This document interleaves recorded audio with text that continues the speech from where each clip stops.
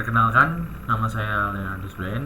Di kesempatan kali ini kami akan menjelaskan mengenai artikel ilmiah yang telah kami susun secara bersama dengan berjudulkan Penurunan Aktivitas Ekspor dan Impor Dunia.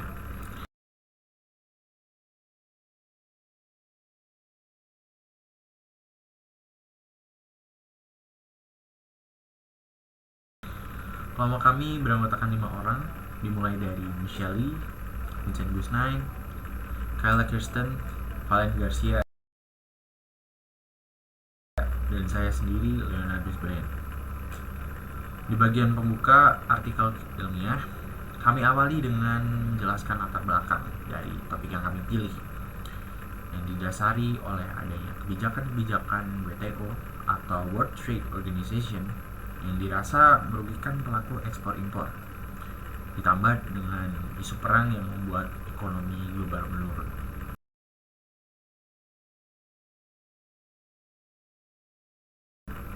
Kemudian dengan adanya isu-isu tersebut, di bagian rumusan masalah, kami menentukan masalah apa saja yang dapat dicari, yaitu dari apa yang menyebabkan penurunan aktivitas ekspor dan impor di dunia, apa akibatnya, serta solusi apa yang dapat diimplementasikan guna menangani penurunan aktivitas ekspor dan impor dunia.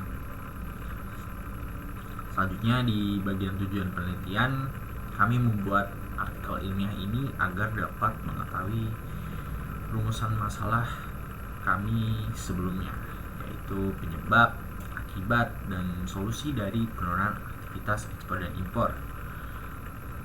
Di artikel ilmiah ini kami menggunakan metode penelitian kuantitatif yang diperoleh dari studi pustaka seperti artikel, jurnal, berita, serta studi dokumen guna memperoleh kumpulan sampel dan informasi yang dapat mendukung penelitian kami.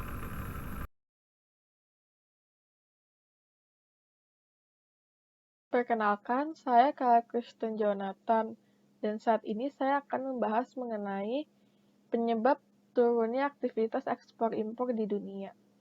Terdapat 4 poin, yaitu poin pertama adalah kebijakan pemerintah mengenai perdagangan internasional.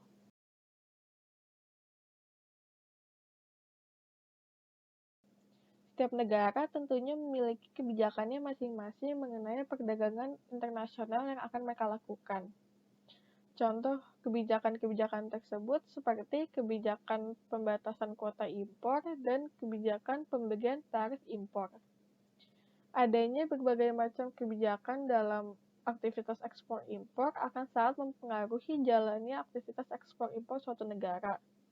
Karena negara dengan kebijakan perdagangan internasional yang terlalu ketat dapat menyebabkan terjadinya penurunan aktivitas ekspor impor pada negara tersebut dan juga menurunkan minat negara lain untuk melakukan kegiatan ekspor impor dengan negara tersebut.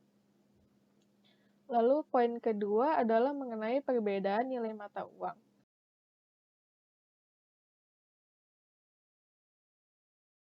Setiap negara memiliki nilai mata uang yang berbeda-beda, dan hal ini dapat menjadi suatu hambatan dalam melakukan aktivitas ekspor-impor, terutama jika perbedaan nilai mata uang yang terlalu jauh antara kedua negara, karena akan mempengaruhi kelancaran proses transaksi dan juga proses penentuan harga barang. Selain itu, perbedaan nilai mata uang yang terlalu jauh dapat merugikan salah satu negara, terutama negara yang memiliki nilai mata uang yang lebih rendah.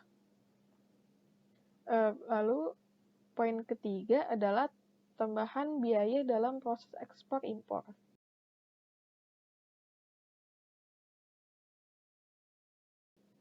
Selama proses ekspor-impor, tentunya akan memunculkan biaya-biaya tambahan di dalamnya, seperti biaya transportasi dan pengiriman.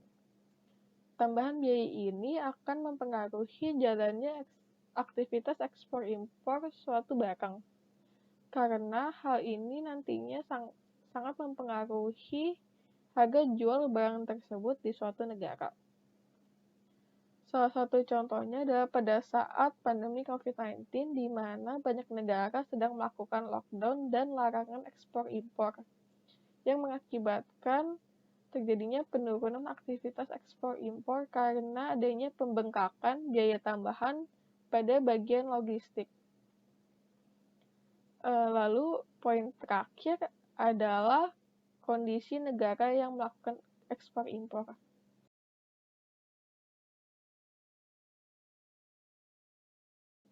Kondisi suatu negara penting untuk berlangsungnya aktivitas ekspor-impor negara tersebut, karena kondisi negara yang tidak stabil akan membuat negara lain ragu untuk melakukan aktivitas ekspor-impor dengan negara tersebut, sehingga dapat menyebabkan terjadinya penurunan aktivitas ekspor-impor pada negara tersebut.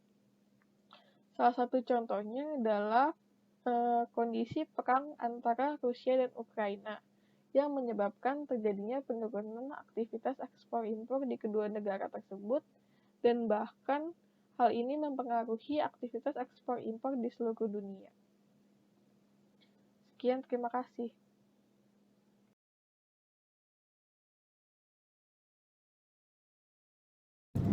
Dampak dari ekspor-impor. Menurunnya aktivitas ekspor-impor sendiri memberikan dua dampak yang positif dan negatif. Cuman dampak dari ini lebih mengarah ke arah negatifnya. Di sini saya akan bahas satu dampak positif dan dua dampak negatifnya. Pertama, dampak positif. Dampak positifnya dengan berkurangnya kegiatan impor, negara lebih dapat mengandalkan seperti usaha dari petani dan UMKM lainnya untuk memenuhi kebutuhan negaranya. Karena mereka tidak bergantung kepada impor yang berjumlah besar sebelumnya. Kemudian dampak negatifnya. Dampak negatifnya, ekspor impor sendiri mempengaruhi kepada kecukupan suplai negara dan juga pemasukan negara. Dari sisi ekspornya, dengan mengurangnya kegiatan ekspor, pendapatan negara juga akan berkurang. Sementara dari kegiatan impornya, negara tidak dapat menjamin kecukupan rakyatnya karena mengurangi aktivitas impor tersebut.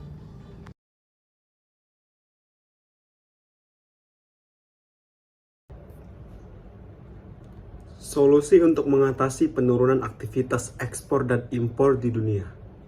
Solusi yang dapat diberikan untuk penurunan aktivitas ekspor dan impor sebagai contoh dalam negeri adalah pemerintah dapat memberikan stimulus non-fiskal. Pemerintah mengeluarkan stimulus non-fiskal untuk mengurangi dampak negatif dari pandemi pada kegiatan ekspor dan impor. Stimulus tersebut diharapkan dapat memberikan dorongan terhadap kegiatan ekspor dan impor tanah air. Hal tersebut dilakukan dengan membuat kebijakan-kebijakan sebagai berikut. Yang pertama, penyederhanaan dan pengurangan pada jumlah larangan dan pembatasan dalam kurung lartas pada aktivitas ekspor. Dengan diadakannya kebijakan ini, kegiatan ekspor dapat berjalan dengan lancar dan meningkatkan daya saing para pelaku ekspor dalam negeri. Yang kedua, penyederhanaan dan pengurangan untuk jumlah larangan dan pembatasan bagi aktivitas impor, terutama impor bahan baku. Hal ini bertujuan agar pasokan bahan baku tetap lancar dan tersedia. Yang ketiga, pemerintah dapat memberikan percepatan proses bagi reputable traders, yakni para pelaku ekspor dan impor yang memiliki tingkat kepatuhan yang tinggi. Yang keempat, peningkatan dan percepatan layanan untuk proses ekspor dan impor dengan pengawasan melalui National Logistic Ecosystem atau NLE.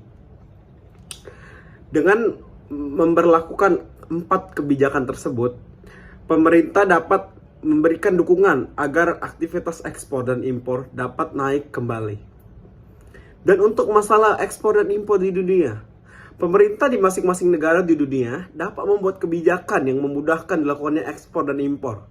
Seperti dilakukan oleh pemerintah Indonesia, yaitu dengan membuat kebijakan-kebijakan tersebut sehingga kegiatan ekspor dan impor yang sebelumnya menurun yang disebabkan oleh pandemi COVID-19 dapat meningkat lagi dan memberikan keuntungan bagi negara.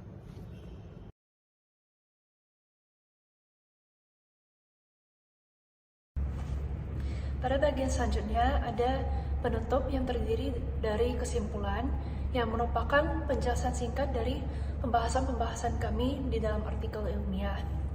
seperti penyebab turunnya aktivitas ekspor-impor dunia, akibatnya, dan juga solusi yang dapat diaplikasikan untuk penurunan aktivitas ekspor-impor ini.